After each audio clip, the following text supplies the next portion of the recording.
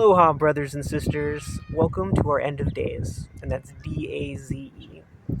As usual, raw and unedited footage. I'm not perfect, right? So we'll just kind of go with things. Uh, I reviewed my last video, and I realized, the wind was kind of loud, and I broke eye contact a lot. So I'm doing my best. I'm gonna do better this time around. Uh, just as a side note, too, tired. It's been an exhausting emotional day, you guys, seriously. Just dealing with homeless stuff. I didn't mention it in my most previous video, and sometimes I mention it.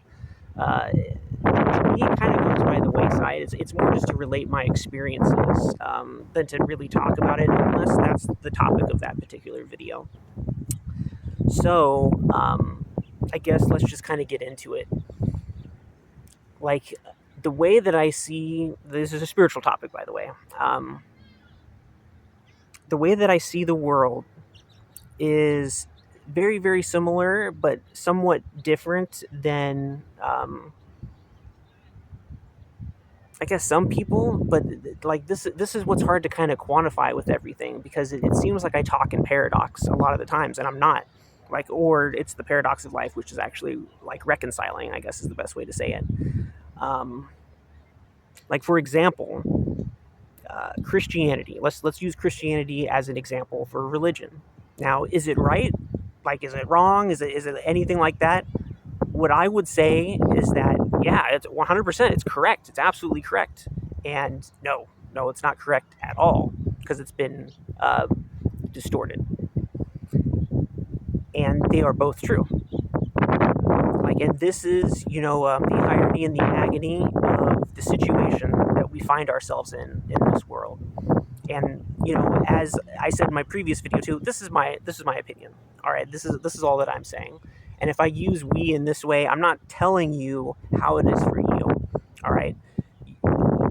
Hopefully, well, I don't even want to say hopefully, but I have received this information through diligence, through asking, through communion, and my hope is that this is resonance, that this is like a confirmation for whoever you are viewing, right? That a lot of what I say kind of resonates as true. And if it doesn't, that's okay too. Maybe just a different way of looking at things, okay? So yeah, to explain further,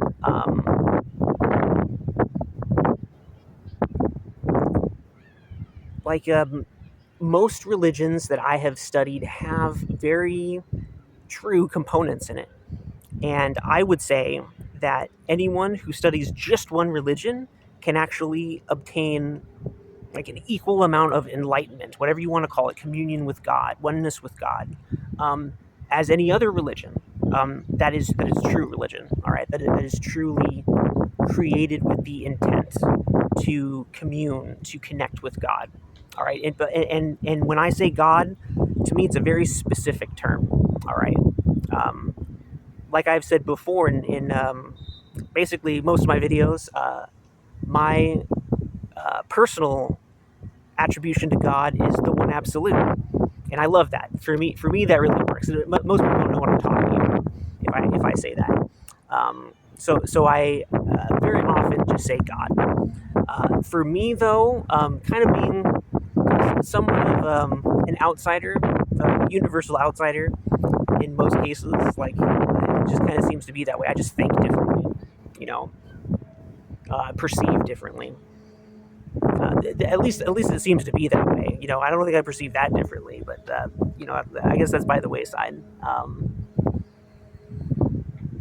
It's like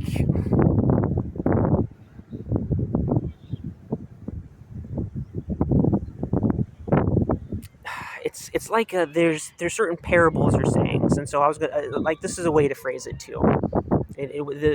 To get on point with what I'm really talking about here, and it is right. So one saying is it is better to turn on a light than curse the darkness, right? And then there's another saying that I also like, which is you cannot control the wind, but you can turn your sails, right? You can change it to catch the wind, essentially.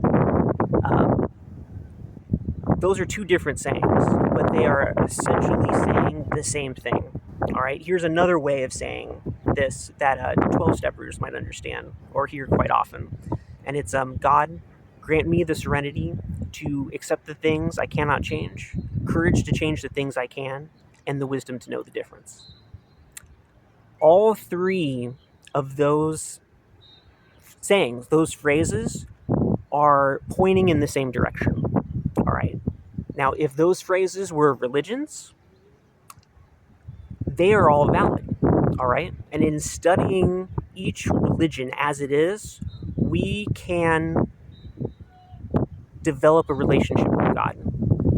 Because the way that I feel like, it's been revealed to me is that these religions were people who had communion with God, or groups of people, all right, communities even, and they developed like their own codex for how to commune with God, because especially it's been a process, and the natural blueprint I feel like for here on Earth used to be more natural. Like we have strayed so far from it, and in many ways I do like the Christian Bible because it talks about this what seems to be this enemy, right? We'll call it the enemy from that perspective. From my own personal perspective, and also drawing from other people who have done the same work, essentially like I stand on the shoulders of giants, you guys. Like anything that I reveal or talk about, it's come through me. It was revealed to me. It's been shared with other people. And it's my maybe unique spin on it, my own way of giving it forward. So I don't want to take myself out of the equation by any means, but it is a cooperative effort. And I feel like this is the main underlying factor for our relationship with God. There are components that I've kind of recognized within the Christian religion, and I feel like it's been twisted, like is the best way to say it. I tend to call the enemy the devil now, which I think is beautiful, the idol, because it's not a true deity, deity. I don't know, I'm pronouncing that right, but it's not a true ruling force in the sense. It's an idol. It's a false god. All right, and in worshiping this false god, it creates a dynamic which cannot truly give us the life like that we were meant to live, and that gives us, the true life, I guess is the best way to say it. And it's so multi-layered. There's so many layers. It's not just one particular aspect of life, all right? Like just like the sayings that I revealed. What were they talking about? What did they all have in common? It's like, I guess, reflected in the Serenity Prayer, but it's better to turn on the light than curse the darkness. So what does that mean? Can I change the darkness? Not directly. The darkness exists, all right? It exists. But if I need to see something, turn on a light. I have the power to use a light, a candle, whatever. The moonlight, all right, anything, like a flashlight. And so I do have the capability, the power, the choice to be able to choose that to change circumstances. Just like the wind, all right? Can't change the direction of the wind, okay? That's not up to me as a human being, all right? What I can do is harness it in the way that I need to. Like in this case, it was about sailing, right? And so I changed the direction of the sail in order to catch the wind. And really good sailors can use basically any direction of the wind to continue to go. You just have to harness it in a particular way. And so, and I love the Serenity Prayer in this case because they are all talking about the same thing, which is, what do I truly have power over? And I don't even want to say power, like not even power or control. To me, those things are somewhat of an illusion. All right. And, it gets down to technical definitions and all that, so I get it. Sometimes they're interchangeable. It just depends on the situation. And whoever's talking about it, hopefully they define the words that they're using, because a lot of the times they don't. And so it can get a little murky. And so I do my best to define the language that I'm using, because there's many different definitions of it, just like I said with God. All right. To some people, God is exactly what I was talking about. All right. This one absolute. To me, it is. I'll do my best to explain my particular view of it. It is everything. All right. It is all powerful. It is that is what it is. All right. It rules the light and the dark. It rules the good and the bad. And for me, light and dark are just different states of being.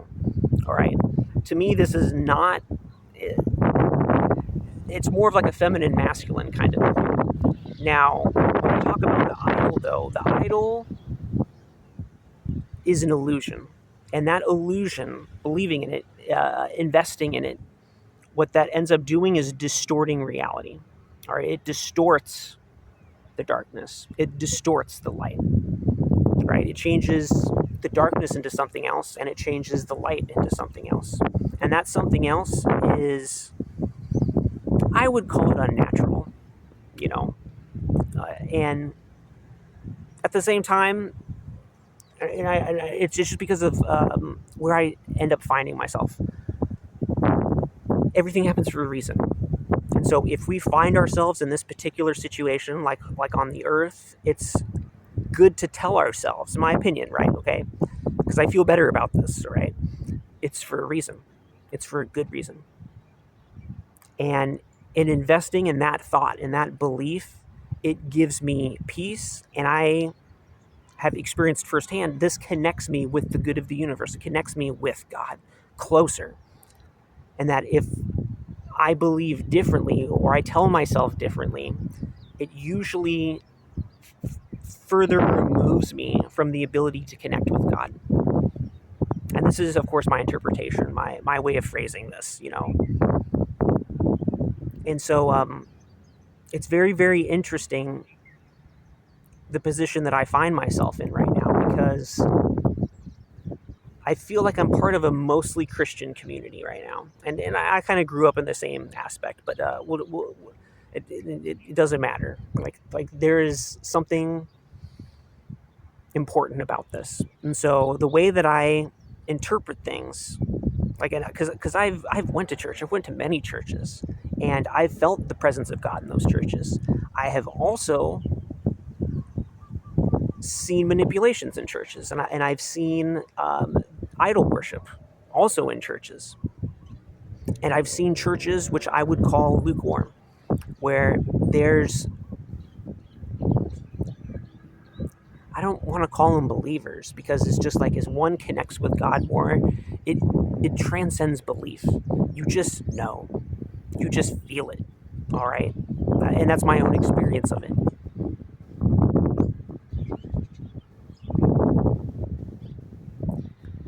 And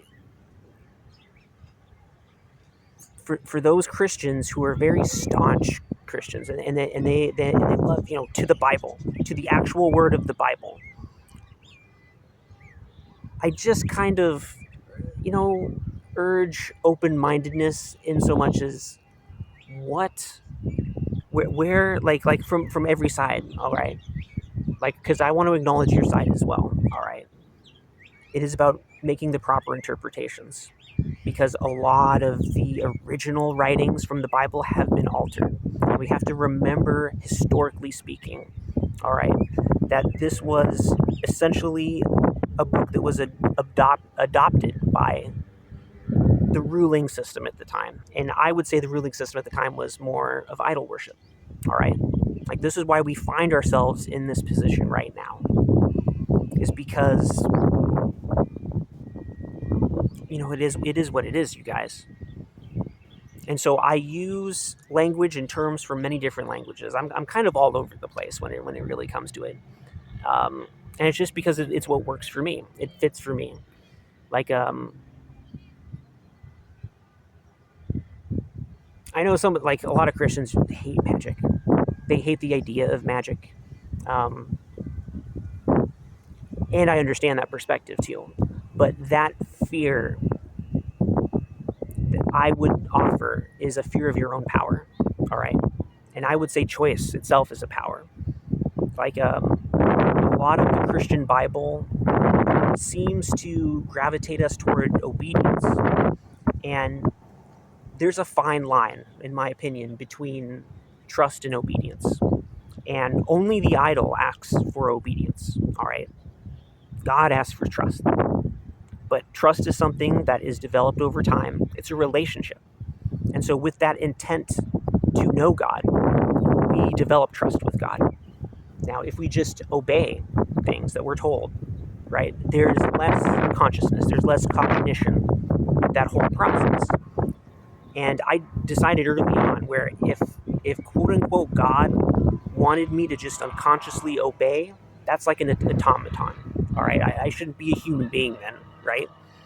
And so that's no God of mine. And if that makes you leave the channel, if that turns me into your perceived enemy, because you're not my enemy, all right.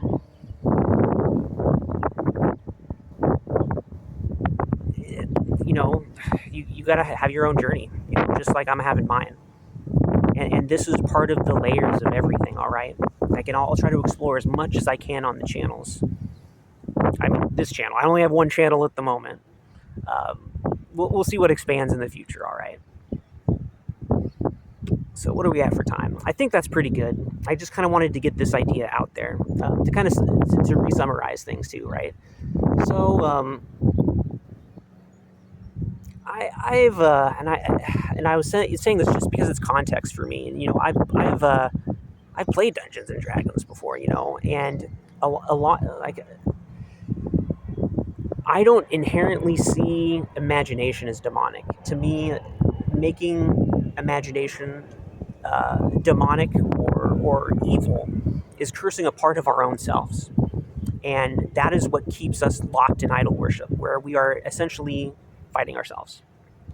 And when we're fighting ourselves, we don't have the energy or the ability to be able to like exist. Like we exist, but it's like in a state of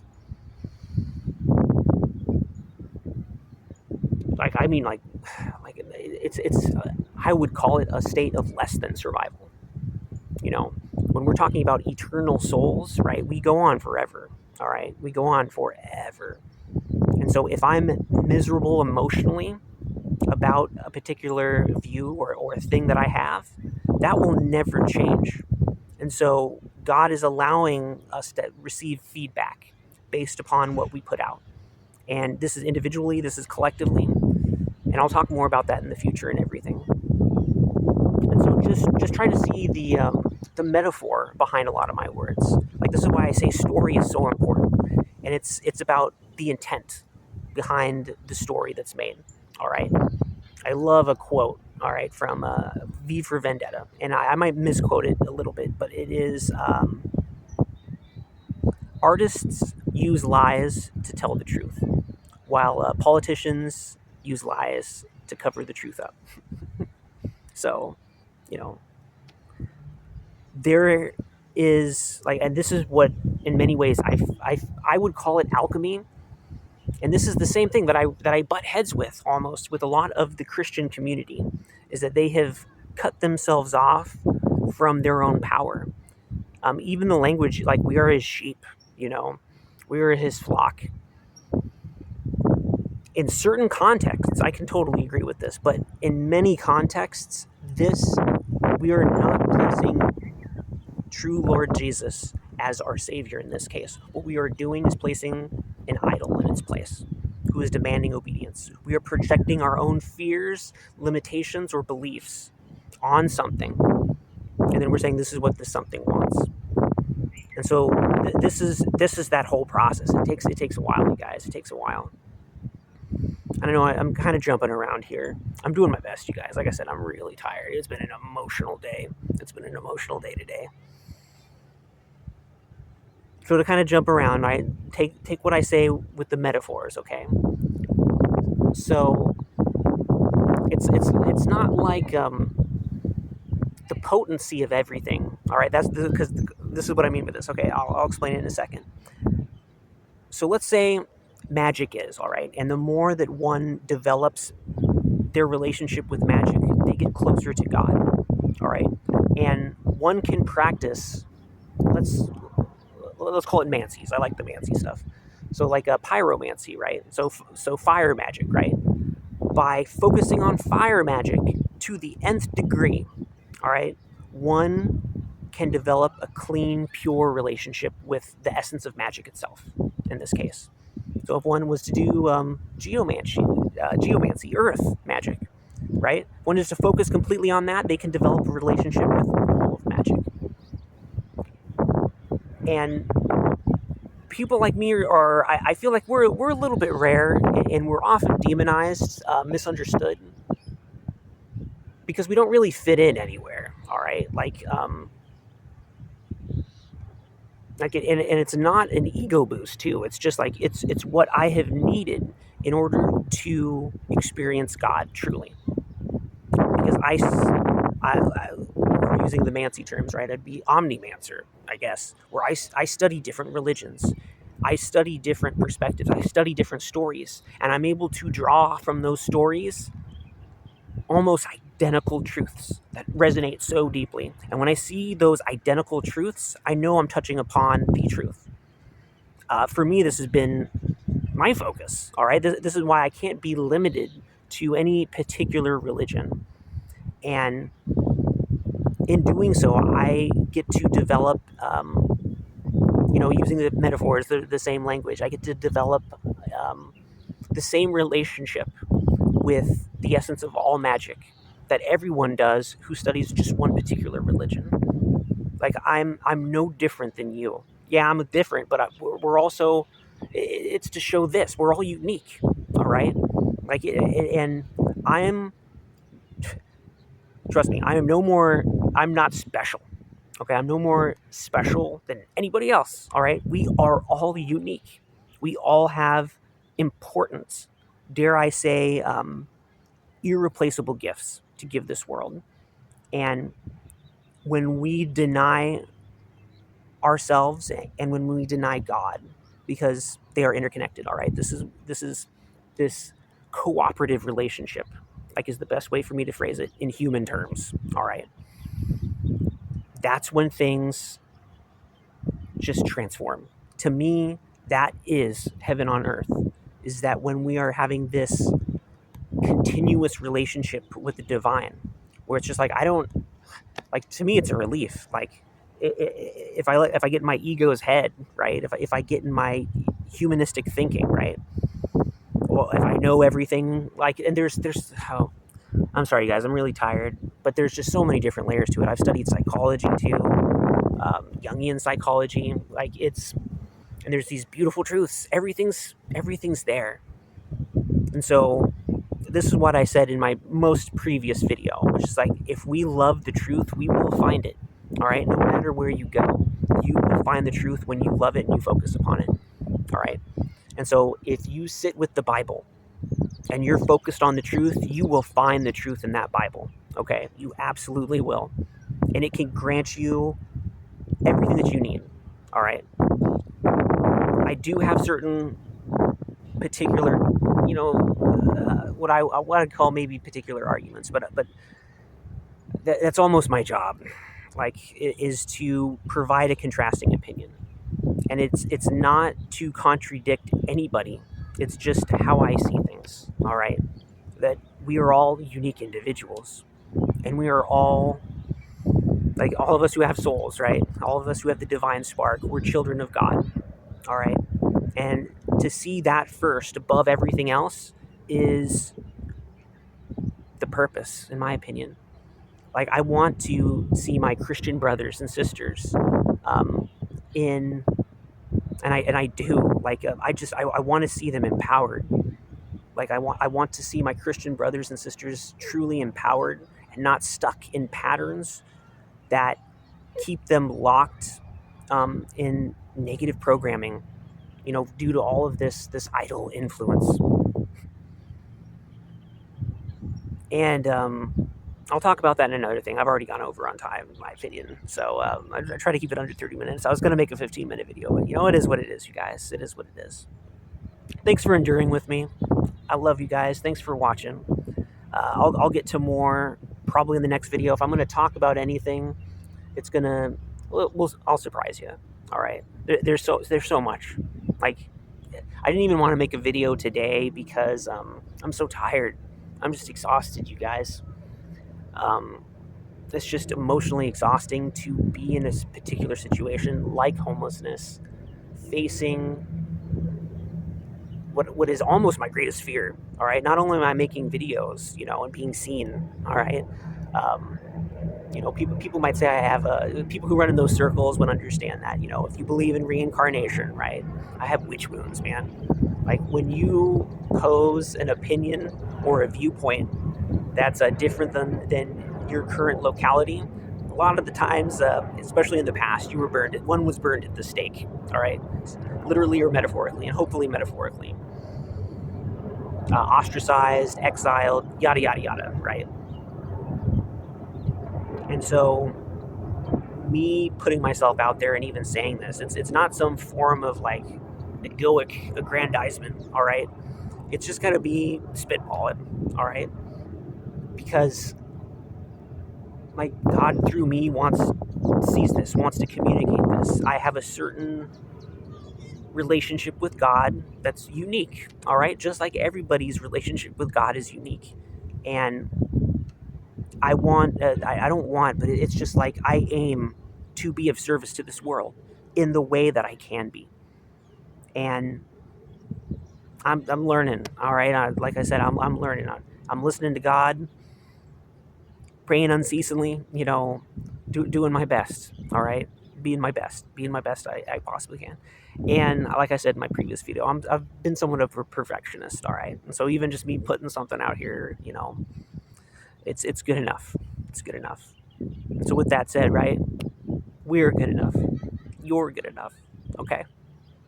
So thank you. Thank you for being with me, visually and audibly, you know, and so I'll leave you right with the sayings that I like, what they mean to me.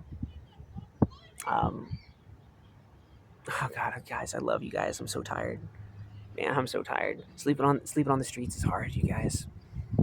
And then not only that, but it's just interacting with the Christian community in general. Like for me, because it's just like I love so much about Christianity. I love it. And how my interpretation is how it's been perverted into something that it was never intended to be is criminal, is absolutely criminal to the nth degree. All right, turning the method of people's freedom and communion with God into something which will disconnect them from God, keep them in like self-imposed enslavement. Oh no, I don't like that, man. I don't like that at all. And yeah, guys, yeah, I'm sorry. I'm just, like I said, I'm tired. But things are so good. Like at the same time, things are so freaking good. Whatever happens from this point, it's just like I'm choosing to engage with the world. I'm choosing to stand in the truth that I have received. And I let the chips fall where they may. I feel like God protects me. God sees my heart. God knows that I am 100% for God. All right? And through God, I'm for everybody. All right? And everyone's on different levels. I get it. And part of this is how do I minister to everyone from that place? Just like if we're all wounded, if we're all going through certain things, how do I be of service to people? How do I be of service to this world? Because for me, it's just like at the end of this life, like all the material stuff doesn't matter, you guys. Like in the moment, it's nice to have. I liken it to playing a video game. All right, I know that might, but as with some people, but I throw a lot of stuff out there, and I was a gamer like for a large part of my early life. But the items that you get, the titles that you get in the video game, as soon as you turn that video game off, it's gone. All right, it doesn't matter. None of that matters. But the experiences, that you got within the video game, the revelations you experienced of yourself. If you're playing with friends, the connections that you made with your friends or family, um, that lasts forever. Like that never goes away. And this is the attitude, I think, which will help us move forward. Now that's somewhat of an enlightened attitude, if you ask me too, because being homeless too, like very real, you guys, very real. When our human body, our vessel, is in great need and we're barely surviving, it is difficult, if not impossible, to connect with these higher realms. And this is why I'm doing my best, even on the streets and everything. I'm taking care of my physical body as much as possible. Um, I can still probably improve some things for sure. I'm learning, right? Um, and this also goes on an emotional level, a mental level too. I feel like the mental emotional is so interconnected, you guys, so interconnected.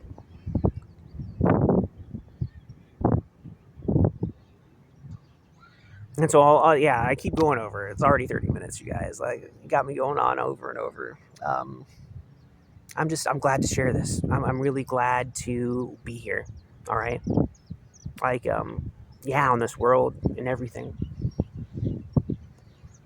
But just also, like, where I'm currently at, I was just, I was just, charging my gear at the public library. Because, I'm homeless, right? I don't have a home to go to charge my equipment. So, looking outside the window, and it's just like I've been kind of in a survival state of mind pretty much since I got here.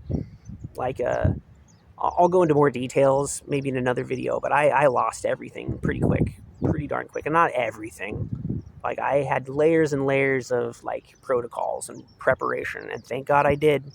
Like, God told, like, be prepared for a reason, man. Just like Noah, right, from Noah's Ark. Anyway, I was looking out the window, and me being in such a survival state, I haven't really connected with it except in certain moments. But it's just like I'm here in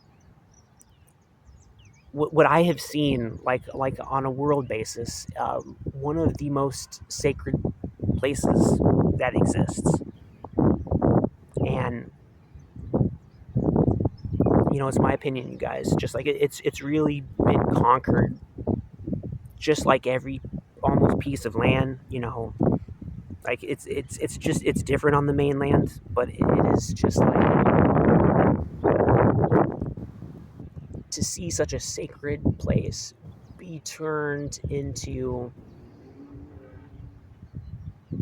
like a tourist quagmire, like, because it's corporatized, like they're I'm not even like knocking tourism, okay? Like, I feel like there's a right way to do it, and there's a way which is not respectful, because to me this is all that it is, you guys. What we take away at the end, right? How much did we respect ourselves? How much did we respect the earth? How much did we respect each other? And what did we place our importance in? Was it our relationship with God? Or was it the material goods? Was it the immediate experiences? And none of those things are bad either, all right? Like, the way that I see it is that these experiences that we have, the material goods that we have, they're all here to help us develop this relationship with God. And so, maybe some other, if I don't know if anyone homeless is gonna watch this, hopefully, maybe someday, maybe right now, who knows, right? Um, Stuff is important. You get to know that, and treating your stuff with respect and other people's stuff with respect. All right, super important, super important. And when you really need that stuff, like when that stuff is the difference between being soaked in a rainstorm and staying dry, being able to sleep somewhat peaceably during the night, or being completely miserable on cement. All right, that stuff matters. And there's just layers to it too. I mean, there's so many different layers, you guys. And that our relationship with God is helping determine not only who we interact with, but what we interact with. And so sometimes, like not all the times, but sometimes it is good, like, get your own stuff, you guys. Like, seriously, I see so much thieving and thievery here on the streets. It's freaking ridiculous. It's absolutely ridiculous. You get people who lie through their teeth. Say, yeah, I'll hit you back. Yeah. You just give me this right now. Like, and me, Mr. Naive, a little bit rose-colored tinted glasses, right? I've lent my phone to people before that I thought were trustworthy, and either I never saw that phone again, or what they gave me back was this busted piece of crap, which may or may not even be my phone. They said, sorry, I dropped it a few times, maybe kicked it, and it's just like, okay. Like, that is that state of being, all right? That's just showing me where these people are at. And this is helping me develop the right way to go about things, all right? Like, just on a personal level, because everyone's coming from a different place, all right? And yes, just as the Christian religion says, right? Give to the homeless, help those who are in need. What if those people in need are also stealing and lying from you? All right. What if they are siphoning your resources? All right. Is that still a good idea? That's just a question. It's at this point a rhetorical question. If you have more than enough to give, if it's not that important, like there's no bottom line, or you have infinite amount of resources or anything, sweet. All right, it doesn't matter at that point. I feel like it kind of does, because then you're enabling these individuals to continue their pattern. Essentially, is what it is, and they're not learning anything. They don't have to get closer to God. All that they're doing is just getting free handouts. And I can honestly say, like, to speak from both sides of the fence, all right? Some of those handouts have been some of the most touching, beautiful, like, needed things in my life. Like it was, sometimes those handouts showed me that God was real. Right? Especially when I was confronting a bunch of different things, it showed me that God was really real. And so, I hope you see that, all right? Like, and this is why I say there's only one absolute, you guys. That's why I say this, all right? Handouts are great, and they're also not, okay? And having this attitude, a godly attitude, we know when to cut people off, and we know when to give, because we're told by God, all right? And God speaks through our logic and through our heart, all right? Through our mind and our heart. This coherence. Like, it just jives, all right? Like, and I'm sticking with it, okay? And I'm okay, I'm ending this. We're already like 40 minutes. I don't even know how I'm going to be able to download this. I hope so. So, yeah, I love you guys. Thanks for sticking with me through all this. I'll have more videos. Yeah. So, peace out. Love within. And catch you on the flip side.